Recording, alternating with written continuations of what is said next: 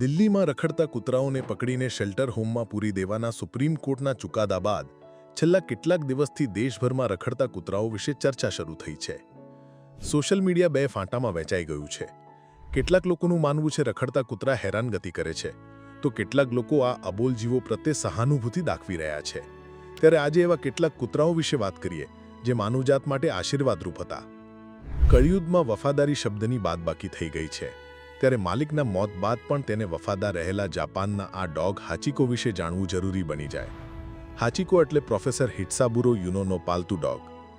દરરોજ આ ડોગ પોતાના માલિકને મૂકવા માટે શિબુયા સ્ટેશને જતો અને સાંજે સ્વાગત કરવા પાછો ફરતો.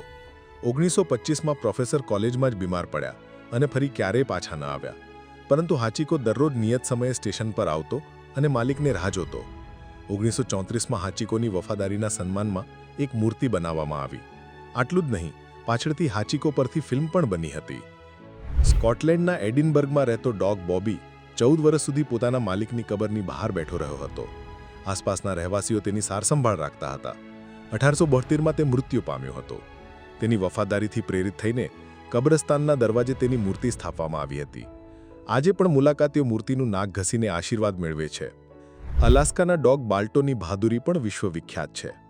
અલાસ્કાના નોમ નામના વિસ્તારના બાળકોમાં ડિપ્થીરિયા નામની બીમારીનો ભય ફેલાયો હતો. ખરાબ હવામાનને કારણે એરપોર્ટ બંધ કરવામાં આવ્યા હતા અને જહાજો બરફમાં જામી ગયા હતા.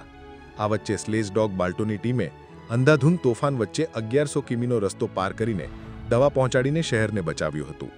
બાલ્ટોનું સ્ટેચ્યુ ન્યૂયોર્કના સેન્ટ્રલ પાર્કમાં મૂકવામાં આવ્યું છે. 1957માં મોસ્કોની શેરીમાંથી ઉપાડી લેવામાં આવેલી ડોગ લાઇકાએ ઇતિહાસ રચ્યો હતો. તે પૃથ્વીની ભ્રમણકક્ષામાં પહોંચનારી પહેલી જીવંત પ્રાણી બની હતી. લાયકા તો પરત ના ફરી શકી, પરંતુ તેના બલિદાનથી હ્યુમન સ્પેસ ફ્લાઇટ શક્ય બની હતી. 2008માં રશિયાએ તેના માનમાં એક સ્ટેચ્યુનું અનાવરણ કર્યું હતું. સાર્જન્ટ સ્ટબી નામના ડોગે પહેલા વિશ્વયુદ્ધ દરમિયાન સૈનિકોને ગેસ હુમલાની ચેતવણી આપી હતી અને એક જર્મન જાસૂસને પકડી લીધો હતો.